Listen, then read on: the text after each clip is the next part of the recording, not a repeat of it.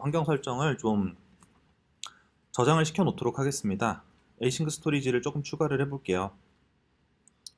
금방 되는 부분이니까. 자, 우선은 저장시키는 부분을 좀 추가를 하려면은요, 여기 이제 에이싱크 스토리지를 먼저 가지고 와야 되고요. 그리고 여기에 이제 저장을 하는 부분은 간단하죠.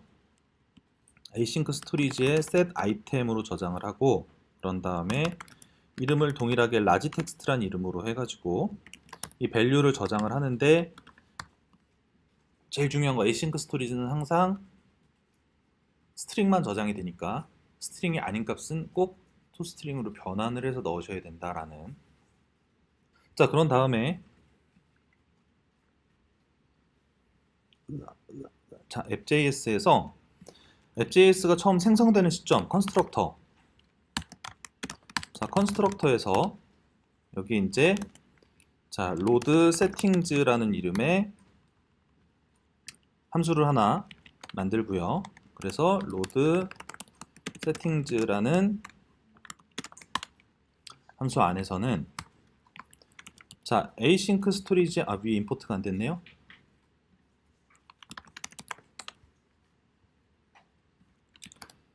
에이싱크 스토리지에 get item 해가지고 라지 텍스트라는 애를 불러오기로 했죠.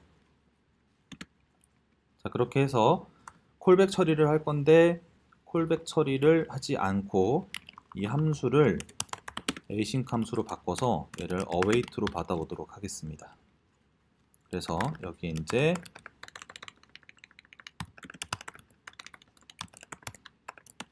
라지 텍스트라는 이름으로 받아가지고요. 라지 텍스트라는 값이 있을 경우에는 라지 텍스트에 이제 타입을 불로 이제 캐스팅을 해서 라지 텍스트를 넣고요.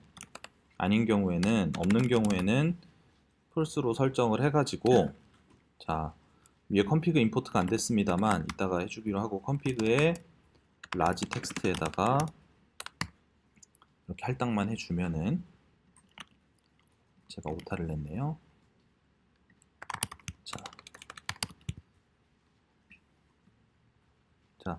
이렇게 작성을 해주면 처음 앱이 시작되는 순간에는 getText를 get 아이템을 해서 속성을 가지고 와서 이 전역 스토어에다가 저장을 하고, 그런 다음에 여기에서는 이렇게 값이 바뀔 때마다 그 값을 에이싱크 스토리지에 다시 저장을 하고, 제가 한 페이지에서 보기에 이거를 이쪽으로 주석으로 이렇게 가지고 올게요. 이제 옮겨 쓰고 계신 분들이 많은 것 같아서 여기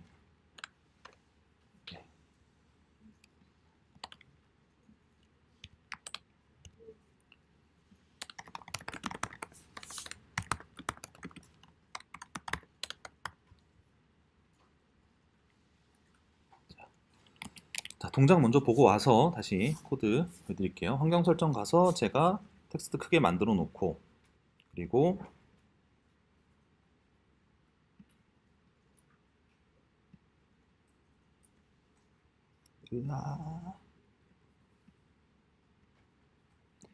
앱 아예 종료한 다음에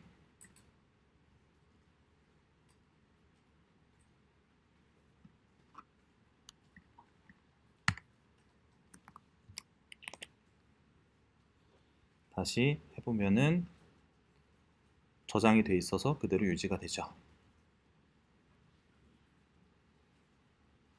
필요한 부분들이 생길 때마다 하나씩 금방금방 임포트하거나 npm 인스톨 하거나 기타 등등 해서 사용할 수 있다는 게 굉장히 큰 장점인 것 같습니다. 전반적으로 이제 리액트 네이티브를 가지고서 앱을 만든다라고 하면은 프롭스와 스테이트, 우리는 스테이트를 이제 모백스로 이제 따로 관리를 하지만, 아무튼 그 스테이트와 셋 스테이트를 말하는 게 아니라 그 데이터를 컨트롤하는 그 스테이트, 그리고 내비게이션, 크게 앱을 구성하는 요소들은 이게 이제 거의 다죠.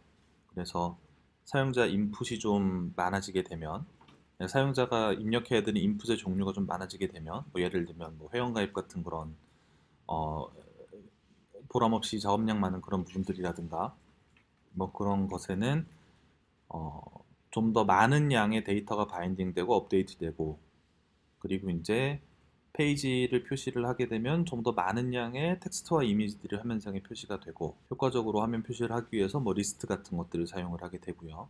기본적으로 앱을 구성하는 내용들은 사실상 이제 지금까지 우리가 한 내용들이 계속해서 반복되고 반복되고 반복되고 많아지고 많아지고 많아지고 그렇게 되게 되는 거죠. 이후에 이제 작업을 하시는 데 있어서 자주 사용이 될 만한 몇몇 컴포넌트들을 말씀을 드리자면요. 자,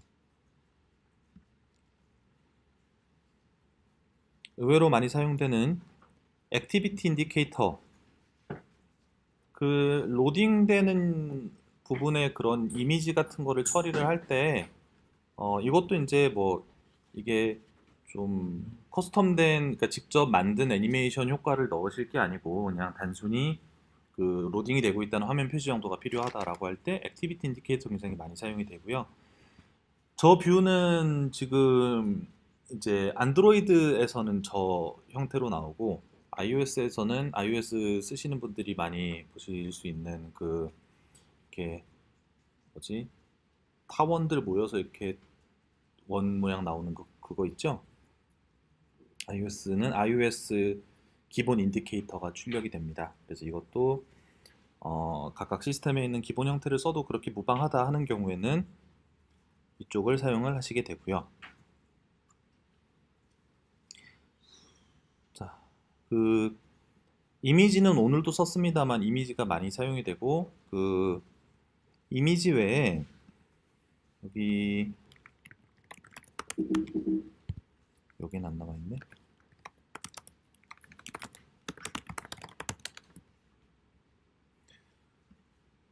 그 리액트 네이티브에는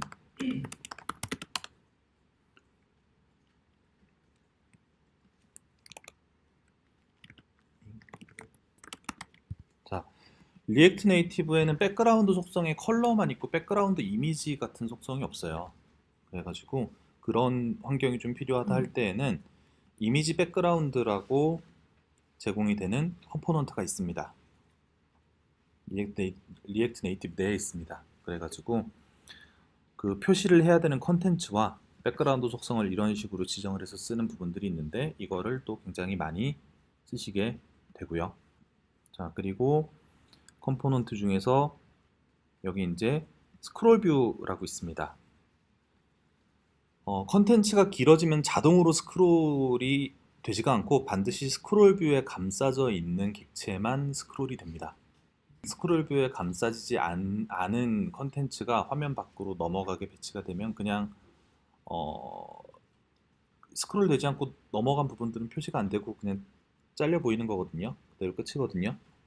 그래서 스크롤 뷰를 굉장히 또 많이 쓰시게 될 겁니다.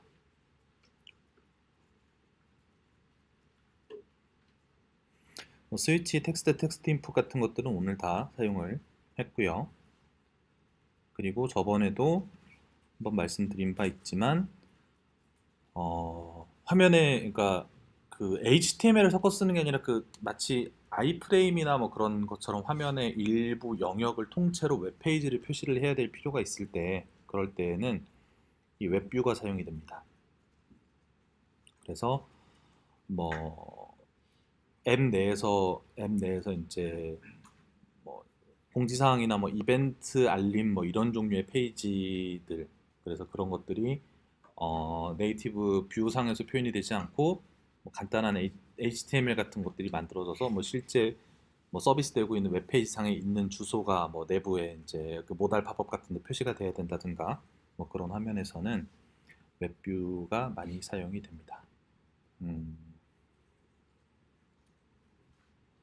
앱으로 랩핑이 되어 있는데 사실상 그러니까 그 뭐 뭐야 회사 블로그 같은 것들을 회사 블로그 같은 것들을 앱으로만 이렇게 랩핑만 해가지고 서비스를 하고 싶다. 뭐 그런 요청들을 받아가지고 웹뷰 하나만 떨렁 있는 그런 앱을 만들 때도 있었습니다. 사실 굉장한 용량 낭비죠. 그래서 이런 컴포넌트들이 많이 사용이 됩니다. 미리 이제 프롭스 같은 것들을 좀 봐두시면은 나중에 작업을 할 때 막 찾아보시면서 그 소비되는 시간을 좀 줄이실 수 있을 거예요.